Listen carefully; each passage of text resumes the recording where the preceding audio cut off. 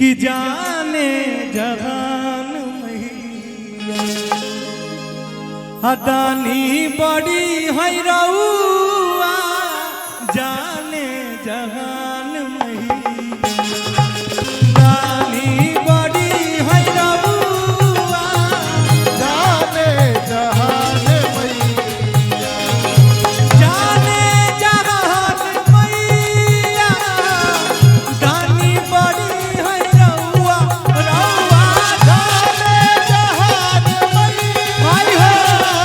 दानी बड़ी है रउआ दानी बड़ी है रउआ भगती के भग कहता कि माई तू बहुत बड़ दानी हो तो दान का मांगता भगती के दान दे भगती के दान दे जिला राउर पौआ जाने जहान भाई हो दानी बड़ी है रउआ जाने जहान दानी बड़ी है रउआ जाने जहान मैया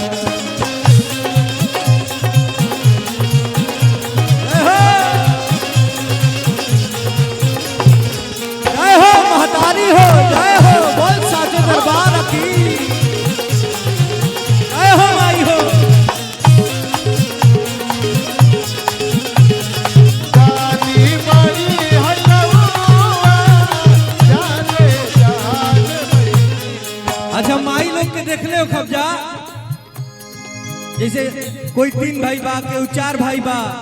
तो सबसे जौन नालायक होला जौन पगला होला ओके माई लोग सबसे ज्यादा प्यार करेनी ये बात होला कि ना हाँ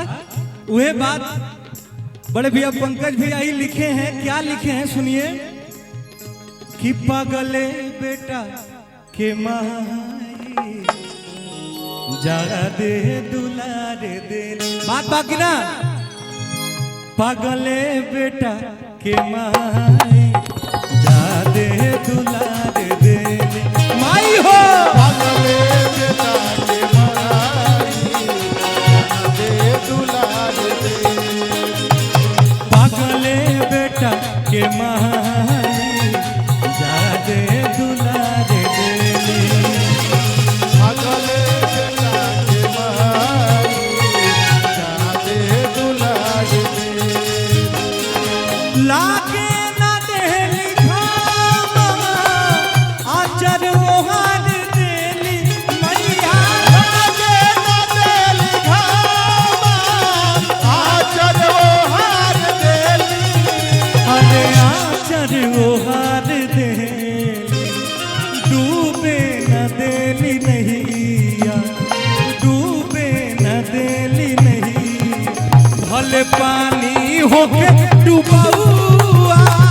जाने जहान मैया आई हो दानी बड़ी है रउआ जाने जहान मैया जय हो दानी बड़ी हाय रउआ जय हो जहान मैया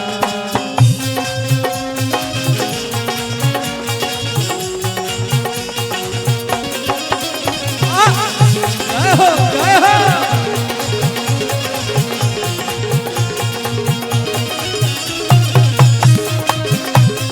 आई हो जय हो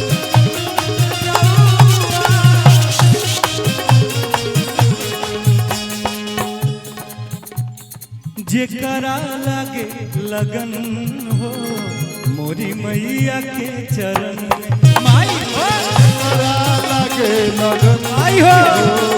मोरी मैया के चरण में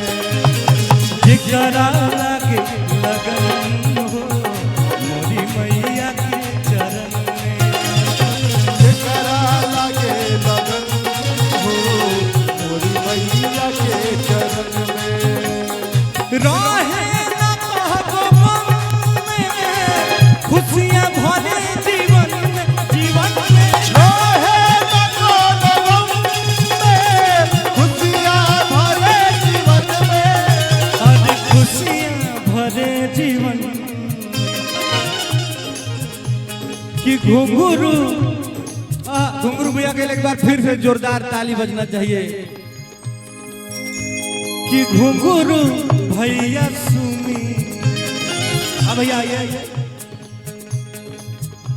कि ऋतुराज भैया सुनी रे माई हो तो हरे नौआ जाने जहान मैया दानी बड़ी है रउआ जाने जहान मैया दानी बड़ी है रउआ जाने जहान मैया दानी बड़ी है रउआ